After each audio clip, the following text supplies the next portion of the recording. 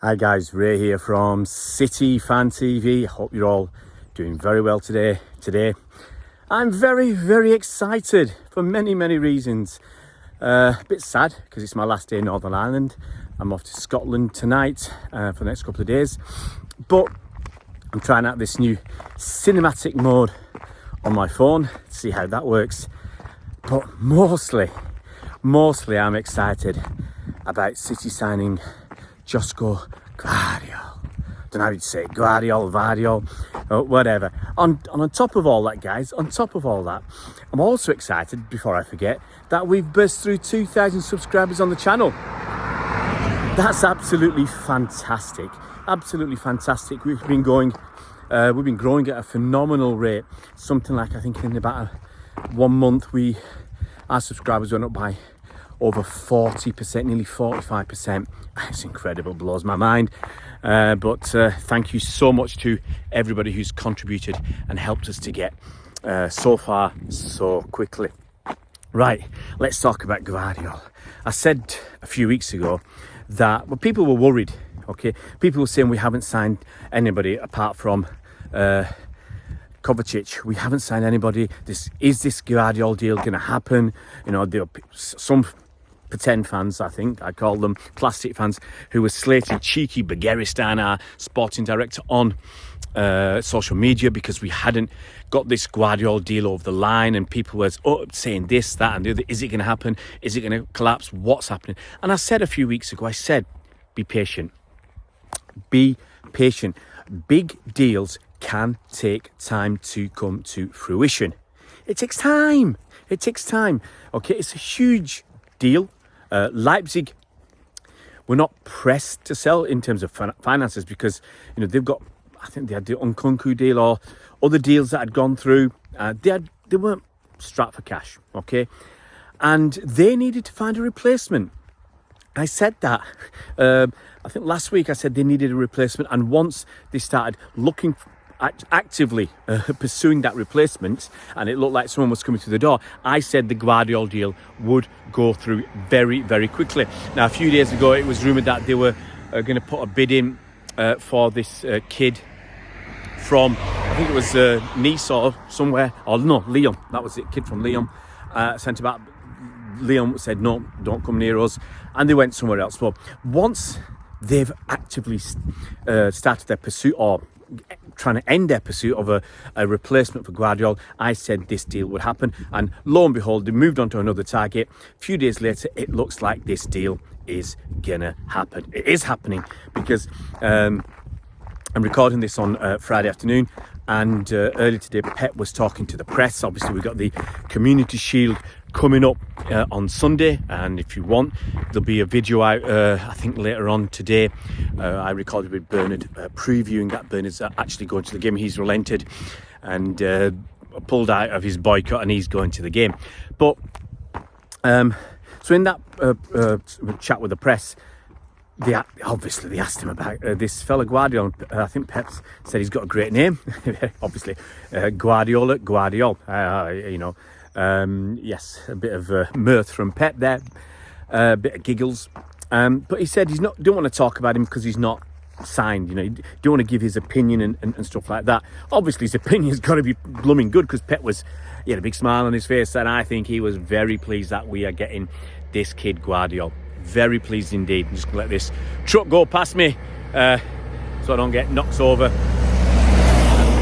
Wow, these roads are a bit small, a bit narrow at times. So yeah, Pep very happy, beaming, smile from ear to ear about, I presume mostly about Gvardiol coming. And he said, look, Pep said he's in the house. He said everybody knows this. It's it's not a very well kept secret. He's in the house. He's having his medical. Once the deal's done, Pep will then give his opinion. But I think Pep's opinion is going to be extremely positive because every man and his dog, almost every man and his dog, likes Josko Gvardiol, except those fans who'd have liked him to sign for their team. He's not signed for their team, so obviously they're not happy, you know, or they're going to diss him. And they're going to look for any opportunity to diss him. So yeah, Gvardiol, he is almost in the house. Well, he's in the house. He's in the house. He just needs to get that medical sorted and everything done and dusted. And I think that'll be that. We won't be playing on Sunday. I'll be shocked. I really will be shocked if he plays on Sunday, because he's just turned up. You'd think Pep would stick with what he's got and bring Gvardiol in slowly, steady, and rather than just chuck him in at the deep end against Arsenal. But hey, Pep is his own man, and who are we to argue with Pep? I do like this cinematic thing. Probably killing me battery and me storage and my memory on my phone. But anyway, so what are we going to expect with Gvardiol? It's going to be fantastic. We're going to have so many centre-backs, so many to choose from, and Pep likes that flexibility. We've talked about Gvardiol playing on the left. I've talked about him playing at left centre-back. We've obviously got John Stones, who can play Johnny Stones, who plays right back, right centre-back, DM alongside Rodri. We've got Ake, who's been playing left back, but he's fantastic at centre back as well, left centre back. Ruben Dias, who can play left or right centre back, another versatile, flexible player. And we've got Manuel Akanji, who's played, just trying to remember, he's played right centre back. Has he played left centre back?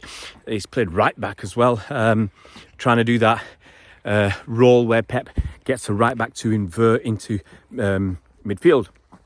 And so I expect Gvardiol, I'm thinking he's going to start at centre-back, but he could start at left-back. And Pep probably will use those 4 or 5 players, and he'll I think it'll take time to decide who's the best, because, to be honest, at the end of last season, we were up with, if you put Nathan Ake's injury aside, we had Johnny Stones on the right, Akanji next to him, Ruben Dias, and then on the left we had Nathan Ake. 4 centre-backs, but playing across all 4 positions at the back. And obviously Johnny Stones was moving into midfield. So we can have options again with Gvardiol. And I've said it for months, actually, that I expect Aymeric Laporte to leave. He started 11 league games last season, only 11 out of 38. And out of the other 27 games, he featured once as a substitute. Once he came on in 27 games. All the big games, he weren't there. And as I said, without going and looking through all the stats, I strongly suspect that some of the games that Aymeric Laporte played in were because, or due to injuries, other players. Stones had a bit of time out. Ake had some time out last season. Diaz had some time out at the start of the season. So I think, if players hadn't been injured, Laporte would have played even less. So I think this it signals the end of Laporte's career at City. I can't honestly see him sticking it out and trying to make it work, trying to fight and get his position back, because he was already down the pecking order. Rico Lewis was playing at left back before ahead of Laporte.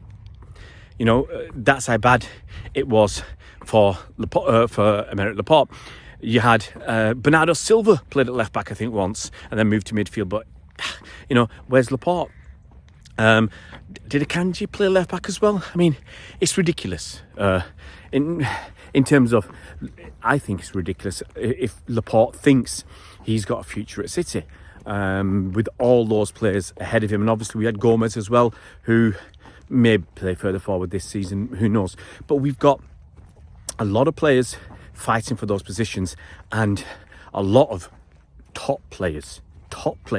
We've got at least a minimum of 5 who are ahead of Laporte at centre-back. And at left centre-back, you've got Gvardiol now, you've got Nathan Ake, you've got Ruben Dias, all ahead of Aymeric Laporte. So I expect him to move on. I think he's got 2 years left on his contract. He's about 29, 30 years old. I just can't see anything for Aymeric Laporte City anymore. And, as usual, we'll thank him for his service. He's done us pride most of the time. But I think he'll be gone. So, Gvardiol's in the house. So excited. And so should all you guys be. He's only 21 years old.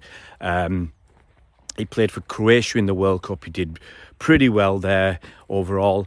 He's an exciting talent, an exciting prospect.